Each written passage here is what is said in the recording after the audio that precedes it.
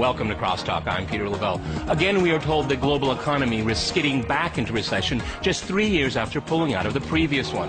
Growth is slowing in nearly every major country, and political uncertainties threaten recoveries in the U.S. and the Eurozone. Have any lessons been learned since the last financial crisis?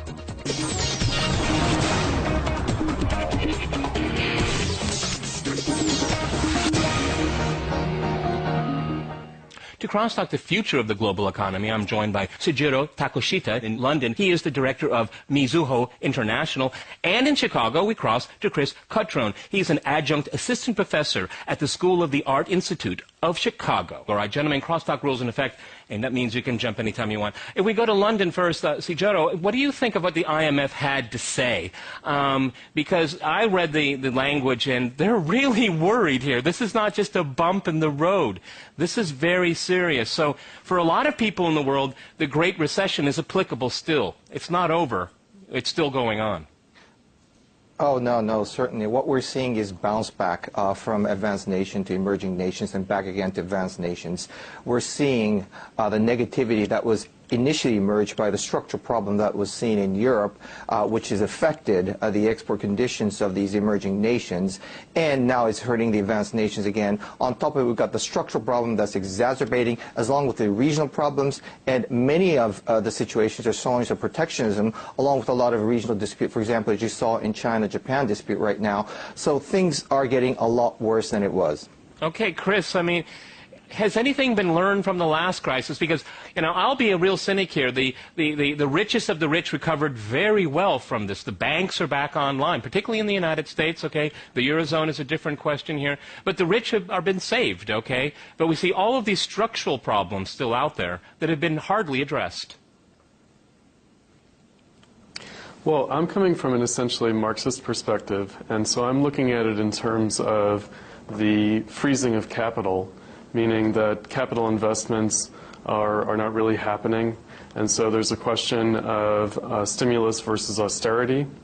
And I think that a lot of the policy that's in disarray really goes back to the question of the crisis of neoliberalism and monetarism, and the perspective that some have of a return to a kind of Keynesian stimulus and investment strategy. I don't think that the prospects for that are very good. Well, politically it's not very good. I mean, because that's asking people to wait a long time, okay? Politically, it's unsustainable. If we go back to London. Well, yeah, that's very true. In fact, Japan has tried that methodology, and unfortunately that was taken in a very wrong concept. What it ended up with these Keynesian methodology, of course, it was executed in a wrong manner because they continued to invest in areas with very low multipliers, and what it ended up is, as you very well know, extremely high debt, with a deflation of almost 2 decades now. So basically, it's almost ironic that we're having the this IMF meeting here in Tokyo.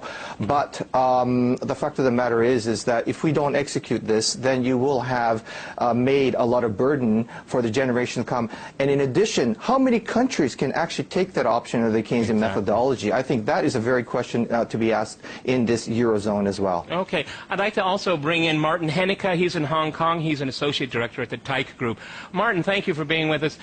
So do we need a lot more Keynesianism to fix the global economy on the back of what the IMF has recently said?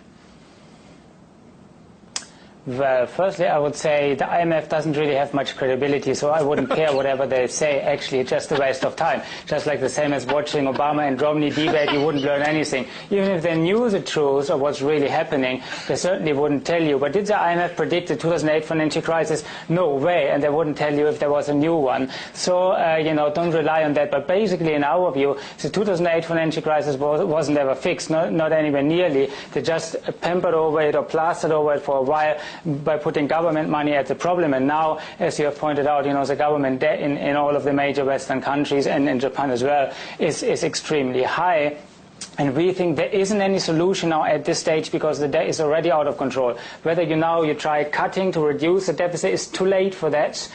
Too late, too little. You know, the U.S. fiscal gap is $200 trillion US. That couldn't be fixed with cutting even now. And on the other hand, if you print more money and put out more debt to stimulate, that also wouldn't work. There are only two solutions: either bankruptcies or debt default on a massive scale in all